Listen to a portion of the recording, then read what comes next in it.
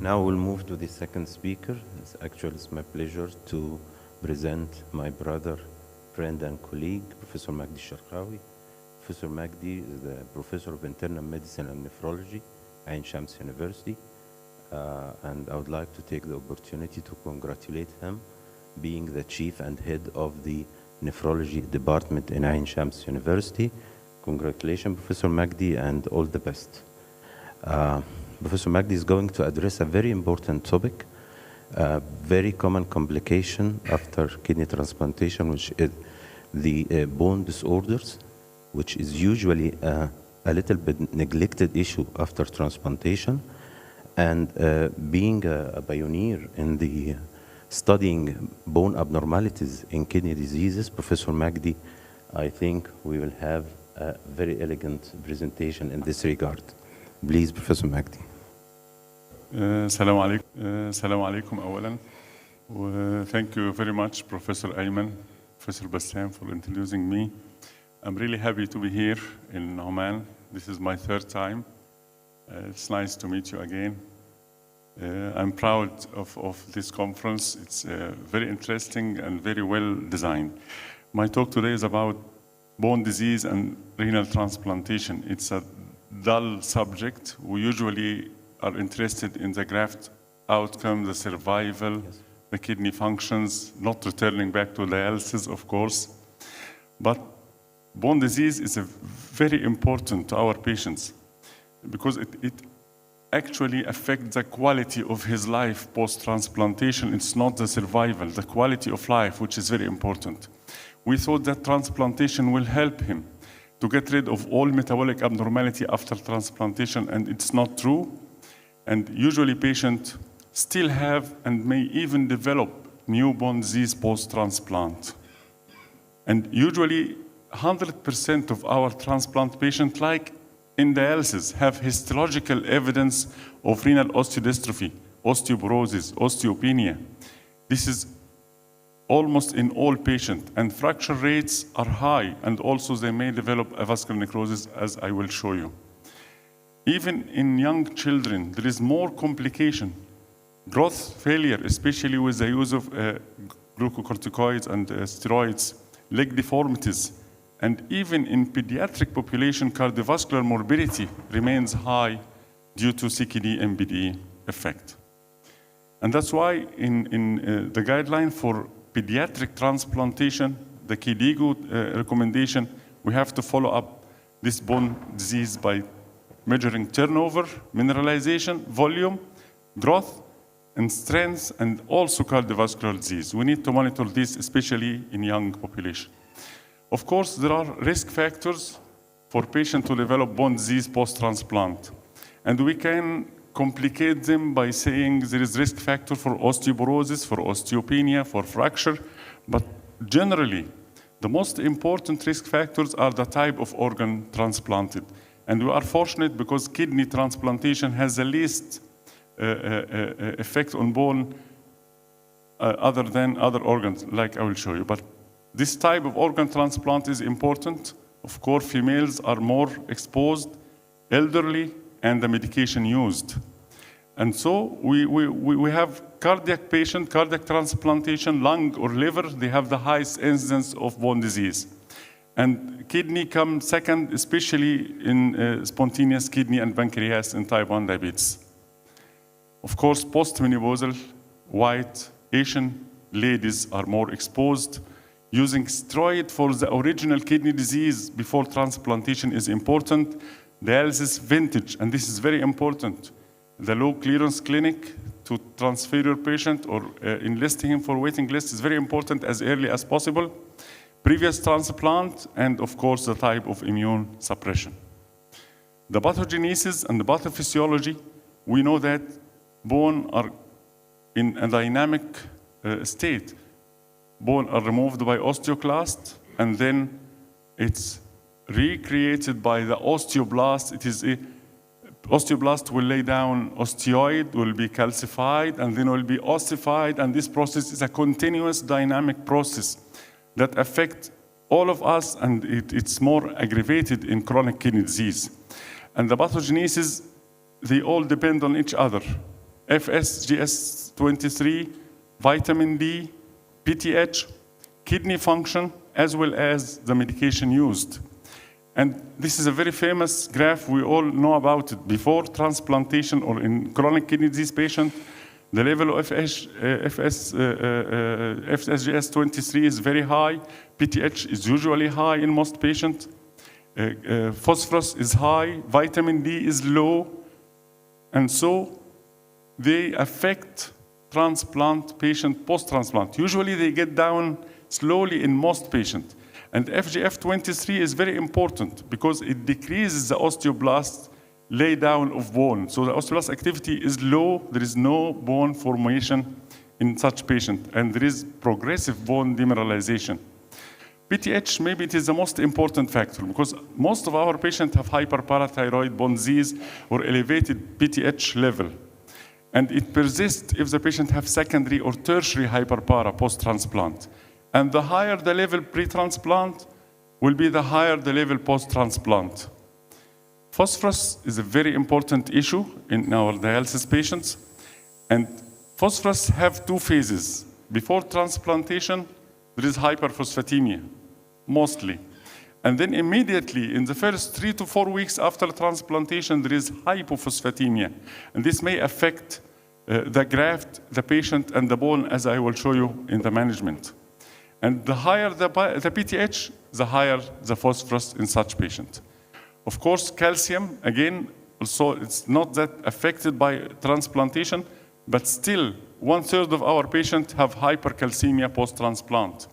And this may persist in almost 7% of patients, especially with hyperparathyroid status. Vitamin D, usually it is low before transplantation and should be corrected post-transplantation. And it is not only associated with bone disease, but all cause mortality in the patients. So in the pathophysiology, it is not just the minerals, but also immunosuppressive therapy will add on to the pathogenesis and the transplant function. We shouldn't forget that this patient might have CKD stage 2 or 3 after transplantation. They will not be 100% of GFR. What about the medication? Of course, steroids play the major role in damaging bone post-transplant.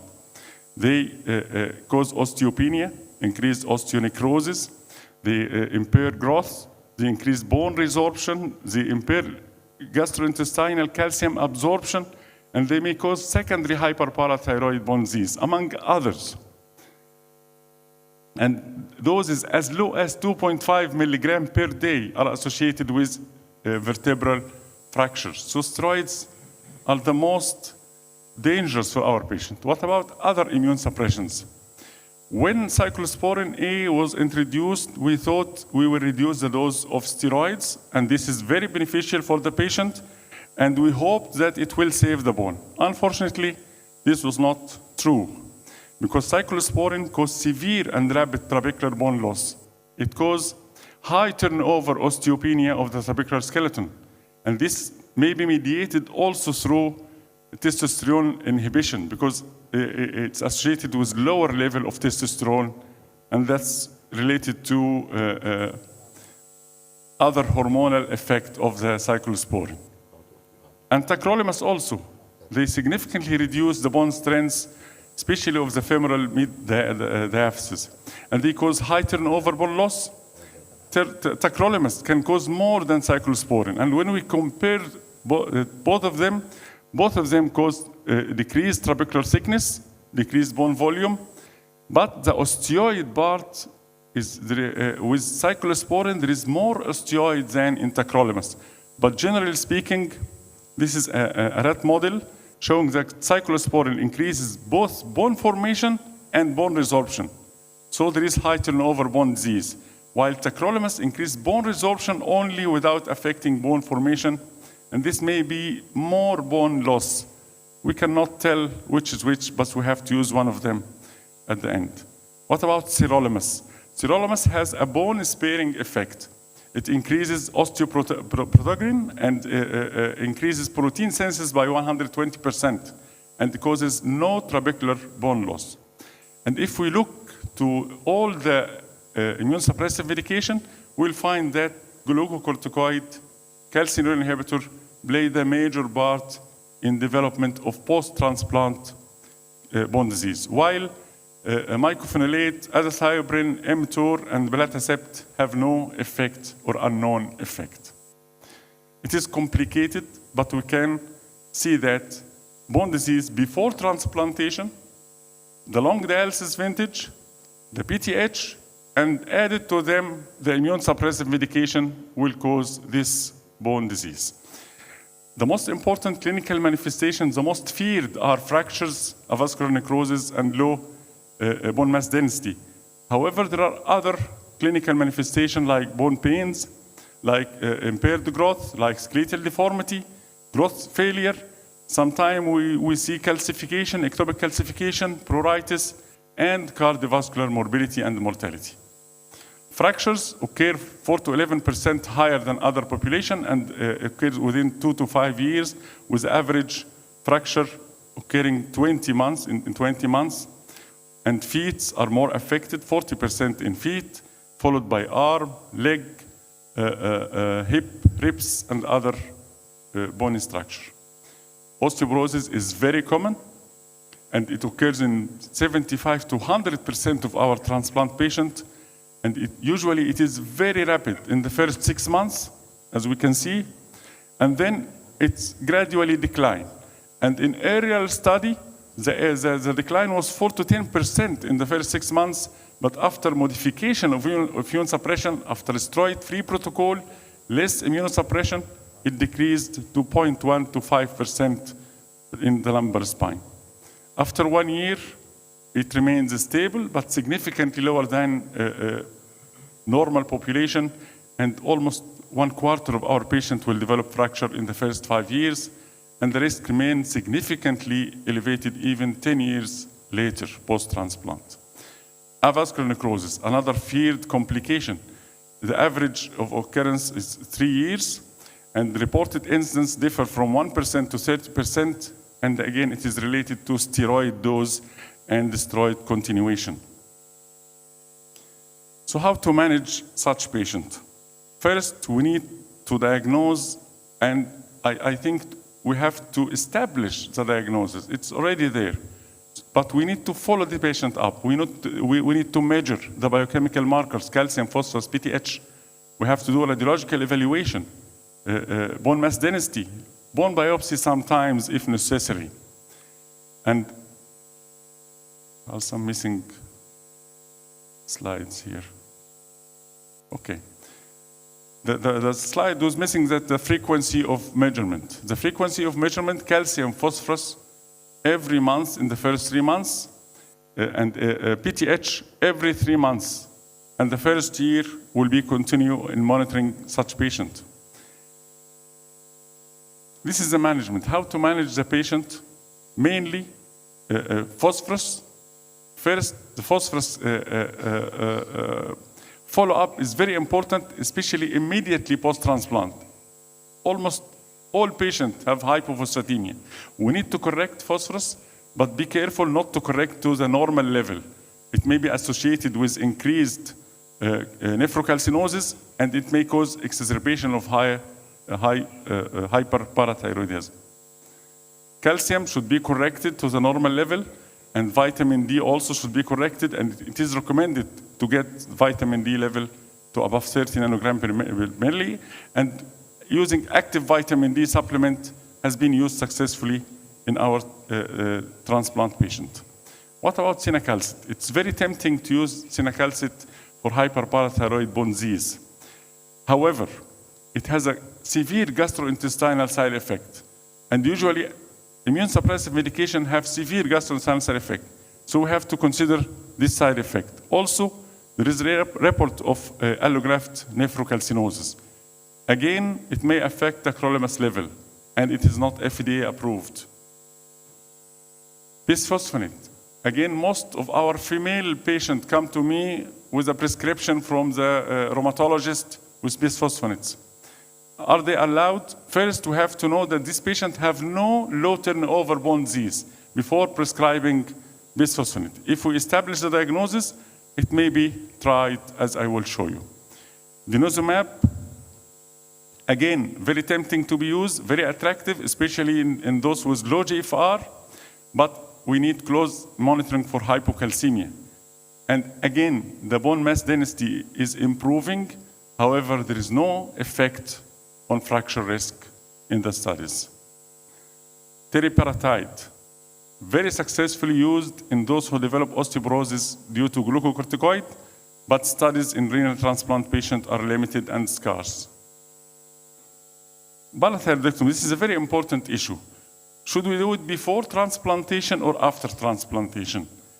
Again, in the literature, there are several series of patient cases with pre-transplant parathyroidectomy. And in our center, we do it if the patient have level above 1,000, persistent in spite of cinacalcet and active vitamin D injection. But the recommendation is not clear. Should we do it before or after? Parathyroidectomy is better than using cinacalcet post-transplant. This is a study at 1 year.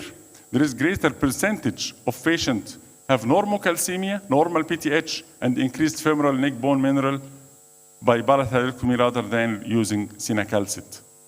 And by this, I'd like to end by saying that bone disease is very important. We shouldn't ignore it. If we can manage it, we can manage it with the tools we have. Thank you very much. Thank you very much, Professor Magdy, and we will postpone the discussion at the end of the session.